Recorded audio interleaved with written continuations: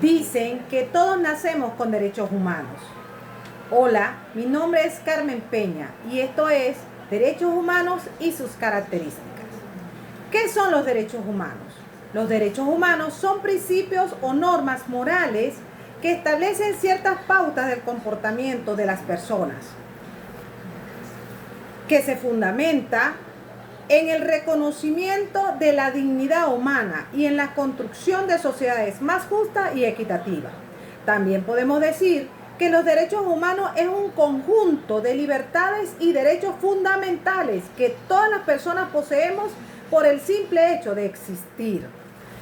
Los derechos humanos poseen ciertas características comunes, como la universalidad, en donde todos tenemos derechos sin excepción en el mundo. Otra característica es que son inalienables, es decir, no se pueden quitar ni siquiera por voluntad propia, pues son inherentes a la condición humana.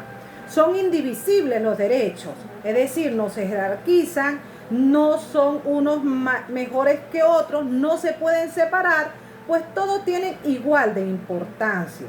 Otra característica es que son interdependientes, es decir, unos dependen de otros. Si un derecho mejora, indudablemente los demás pudieran mejorar. Por último, se establece la progresividad de los derechos, es decir, la misma exigencia de la sociedad permite que estos derechos se mejoren constantemente.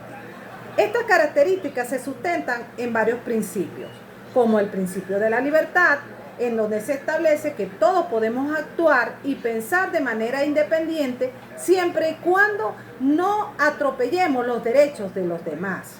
Tenemos también la igualdad, en donde se establece que todos tenemos derechos sin distinción de raza, sexo, condición política o cualquier otra condición determinada.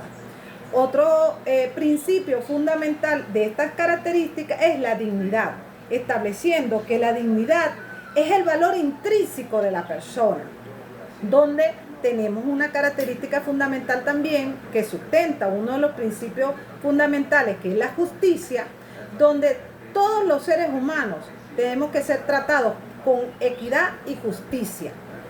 Y por último, el bien común, donde se establece que los derechos humanos deben ser ejercidos de una manera sin perjudicar a los demás y siempre buscando el bienestar general.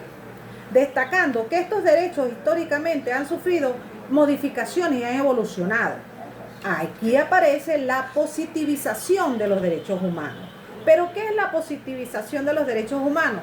Pues es el proceso en donde estas ideas y estos ideales morales se convirtieron en normas jurídicas, estableciendo con el tiempo, ¿verdad? Evolucionaron esta positivización, donde encontramos documentos muy puntuales y sumamente importantes.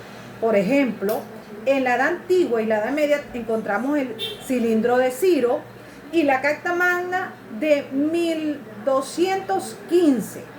En la época moderna encontramos, después de la Revolución Francesa, Inglesa y Americana, encontramos la Declaración de la Independencia de los Estados Unidos en 1776 y la Declaración de los Derechos del Hombre y del Ciudadano en 1789, después de la Revolución Francesa.